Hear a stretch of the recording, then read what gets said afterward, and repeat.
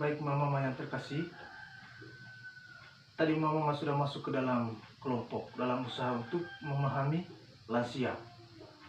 Tadi kita masuk ke 3 kelompok untuk memahami lansia dari sisi fisik, psikososial, dan spiritual. Ada banyak jawaban dari mama tadi yang menarik.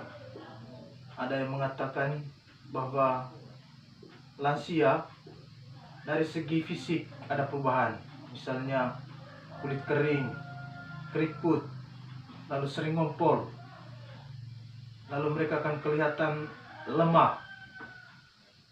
Itu dari mama yang kelompok sosial. Yang psikososial tadi bilang emosinya tidak stabil, lalu mereka sering marah dan merasa bahwa mereka yang paling pintar. Lalu dari yang rohani tadi bilang semakin tua semakin jarang beribadat.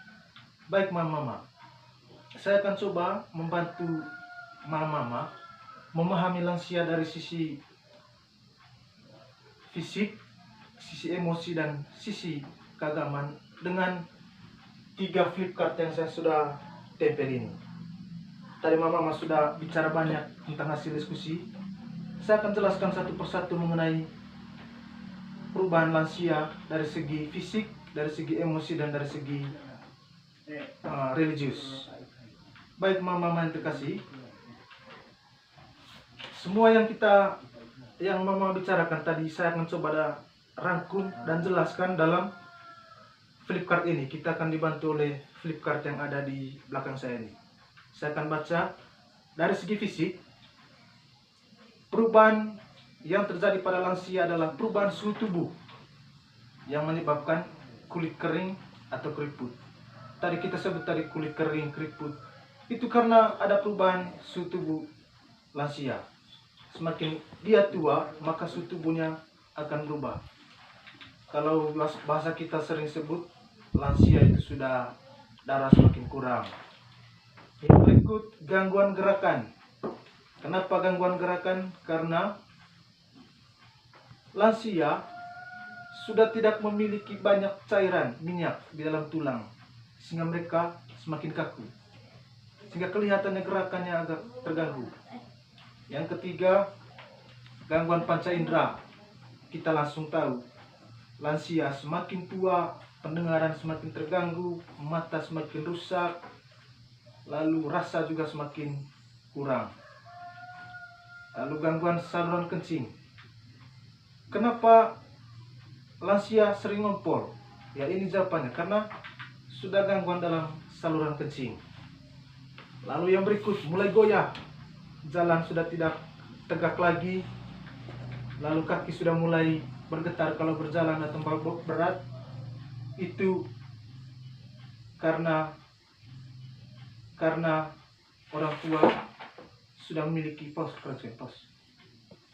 Itu karena orang tua sudah tidak kuat lagi untuk memiliki kekuatan fisik lagi. Lalu munculnya penyakit Alzheimer. Penyakit Alzheimer itu merupakan penyakit yang muncul karena peradangan dalam otak. Lalu orang tua jadi pikun, stroke, darah tinggi, radang sendi, dan lain-lain. Jadi ini secara umum permasalahan secara fisik bagi lansia. Kita tadi sudah sebutkan, tapi ini secara lengkap kita pahami. Sehingga dari segi fisik, kalau kita melayani lansia, pahamilah ini baik-baik. Jangan pernah memaksa lansia untuk bekerja lebih keras lagi, atau memaksa mereka untuk melihat lebih tajam lagi, karena kita tahu bahwa fisik mereka sudah berubah. Lanjut, kita ke bagian psikososial. Lansia ada perubahan emosi. Misalnya muncul depresi, cemas, ketakutan. Kebanyakan lansia kalau tidak puas masa mudanya pasti mereka akan cemas menghadapi kematian. Tapi itu normal untuk lansia. Munculnya depresi, cemas atau ketakutan disebabkan karena perubahan fisik dan fungsi organ tubuhnya sudah mulai semakin kurang. Lalu kadang merasa kesepian, teman mulai berkurang. Lalu takut penyakit, takut mati, atau takut kekurangan uang, dan lain-lain. Sehingga muncul depresi pada orang tua. Lalu mereka juga bisa agresif, marah-marah, menyerang. Itu karena keadaan emosional orang tua sudah tidak stabil lagi. Daya pikir, pendengaran, penglihatan sudah tidak normal lagi. Itu dari segi emosional. Sekarang dari segi spiritual rohani. Ya, kita tadi bilang, kenapa orang tua jarang beribadat? Semakin tua, semakin jarang beribadat. Tapi kalau sebenarnya yang paling baik, semakin tua, harus semakin sering beribadat. Karena sudah di ambang pintu. Tetapi kenapa orang tua jarang beribadat? Dan bukan hanya beribadat, untuk betah duduk saja setengah mati. Karena mereka sudah menjadi kurang sabar dengan keadaan fisik dan kesehatannya. Lalu kadang juga mereka sering, karena keadaan fisik yang begitu, sering muncul pikiran negatif. Lalu kadang karena kurangan fisik, mereka merasa untuk tidak bersyukur dengan keadaan yang mereka alami, sehingga mereka jarang beribadat. Lalu tidak tabah dalam menerima kondisi penuaan. Misalnya karena sudah tua harus pakai alat bantu, akhirnya mereka merasa bahwa tidak nyaman lagi hidup, sehingga membuat mereka tidak mau untuk bersyukur atau beribadat. Lalu kurang mau berbagi dengan orang lain. Dan yang terakhir adalah selalu menunjukkan super powernya, menganggap diri selalu benar. Ini kebiasaan orang tua.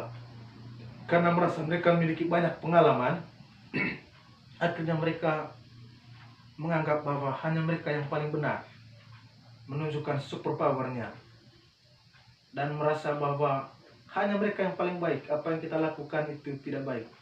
Itu permasalahan pada diri orang tua. Nah, mama yang terkasih, permasalahan ini bukan dibahas untuk hanya kita ketahui saja. Tetapi ketika kita melayani lansia, pemahaman akan 3 hal ini membantu kita untuk lebih sabar dan memiliki strategi yang baik dalam melayani lansia. Jadi secara umum kita lihat lansia itu tidak stabil lagi, dan emosinya cepat naik. Dan itu butuh kesabaran dari kita untuk melayani lansia. Baik mama, saya harap melalui pertemuan ini mama bisa paham cara untuk melayani lansia.